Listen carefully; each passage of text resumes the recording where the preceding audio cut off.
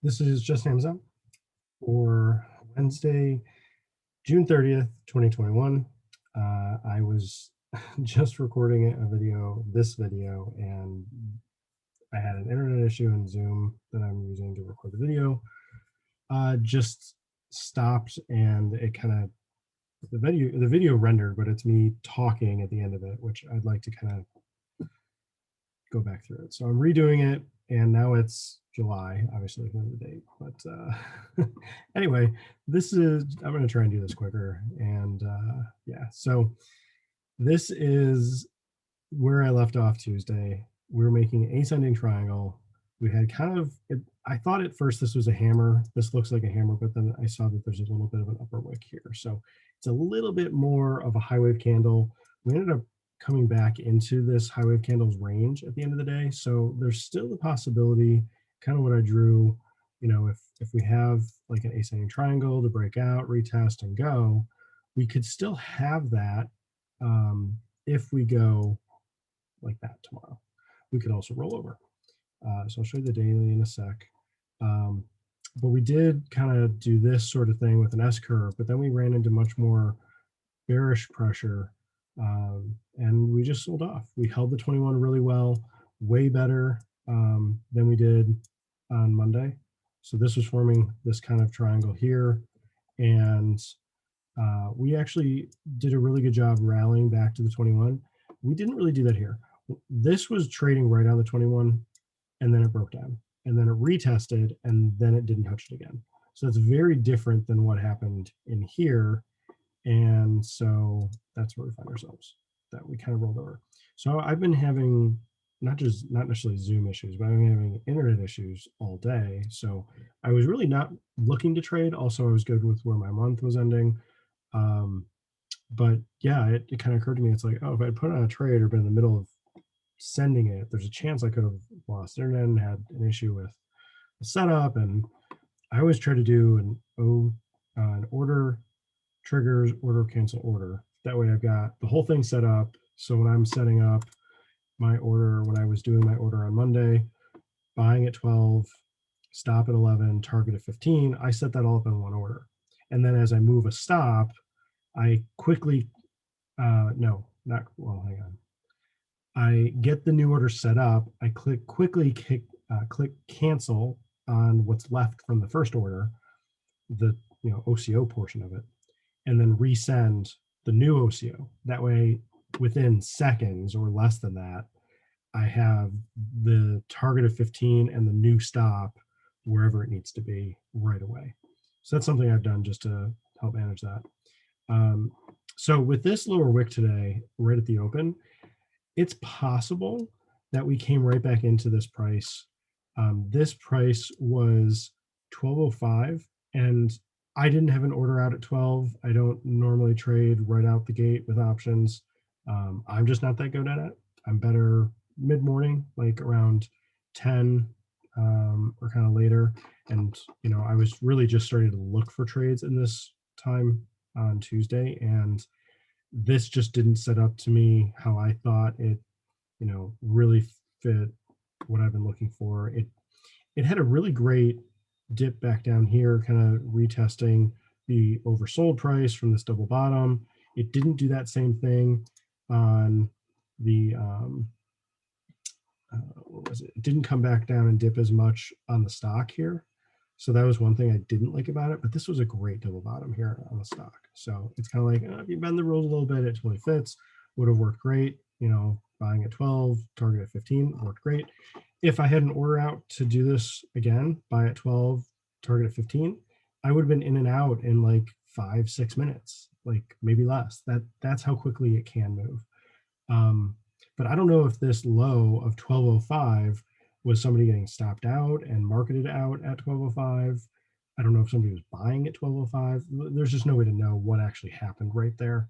So I'm just going to say I don't think it was possible for me, well, definitely not for me to have this in place. Somebody else could have had an order at 12, could have totally been filled on that, and we just don't know that there was actually somebody doing that or not, or if it just skipped them and not skipped them, but didn't come down all the way to 12 to get filled.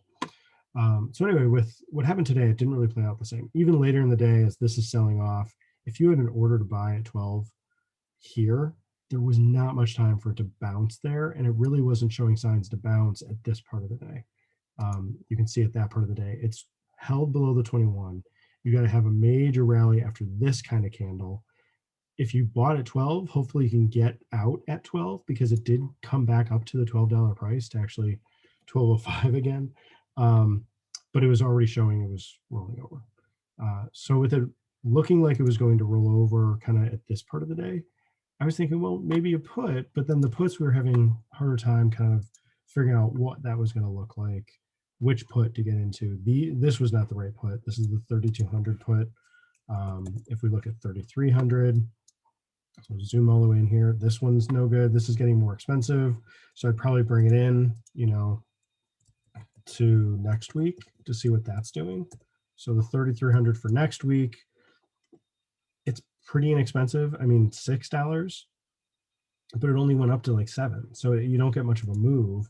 So then it's like, okay, let's go look at 3,400. And this is obviously hindsight, but okay, this one's too expensive. Like I would not be comfortable getting $100 risk on this one. So maybe let's look at 3,350. And this is what I was in the middle of when the Zoom that I did about 20 minutes ago quit. So this week then, okay, that's too far away because it's Wednesday. Yeah, so let's look at 3,400 for this week. So this is a little better because you could have been buying in here. It's holding this low really well between like 5 and 550. So buying at 550 and a stop at 450, you get even below the low of the day. But then it just didn't have the range. It definitely had some resistance up here at 750.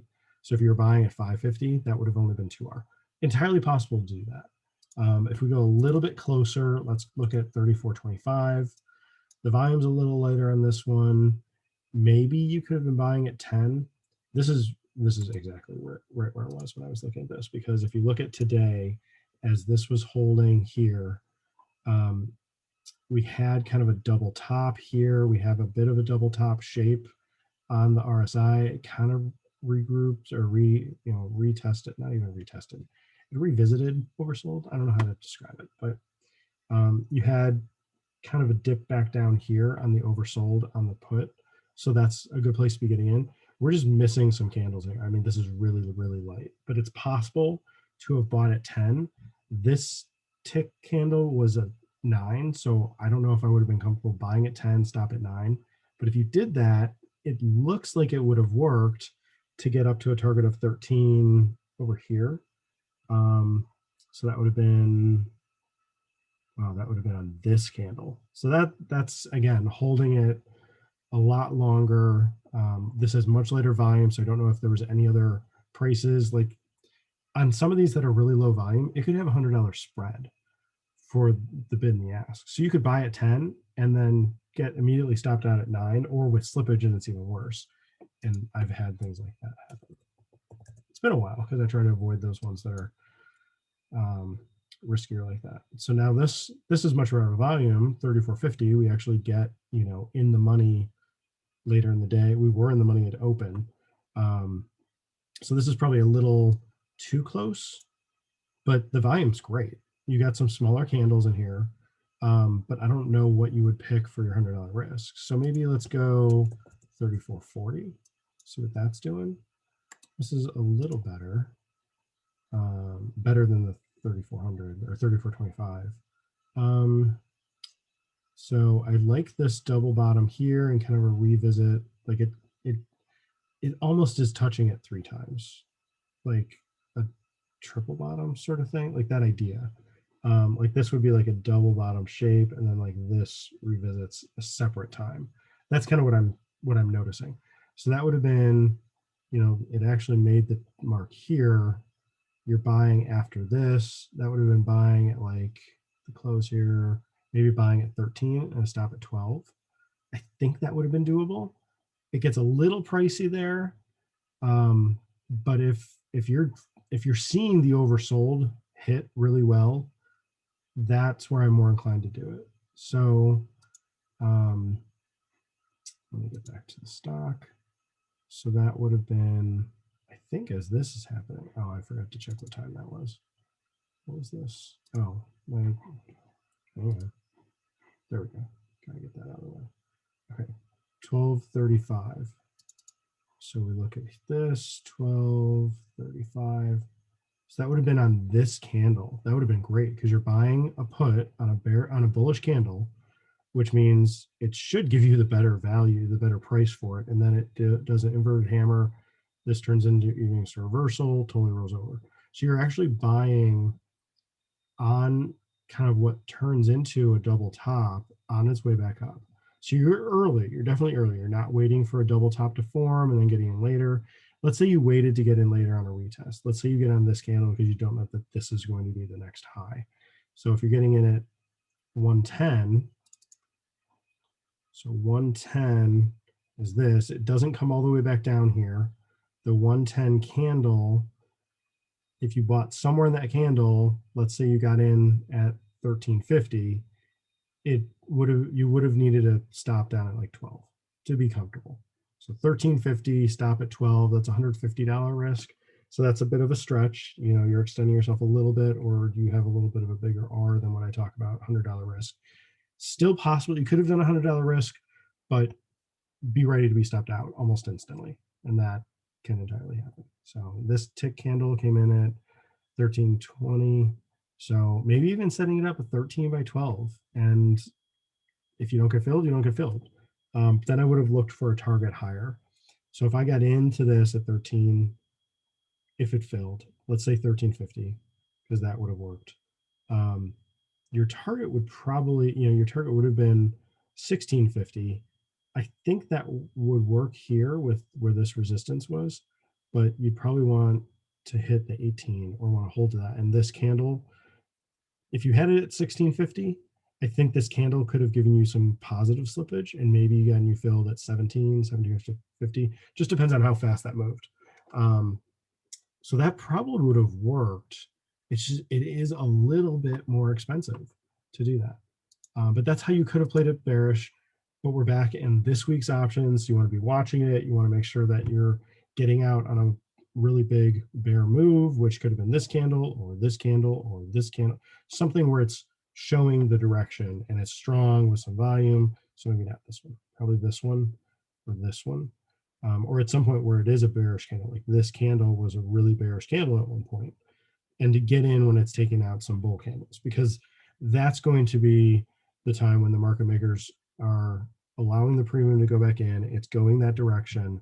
Just get out on that move and then look to reload if it's going to retest. Like this would have been a good place to retest, and it did end up rolling over. You're right at the end of the day, so I would be down in I would be trading a 1 minute candle on this kind of a thing if it's doing that. So one more thing back to the daily. Hopefully Zoom keeps working. But this looks like, now today, this looks a little bit more like a bear flag. And so I was looking like, this looks a little bit familiar. You have two kind of larger bear candles. And so I was looking back and it looks similar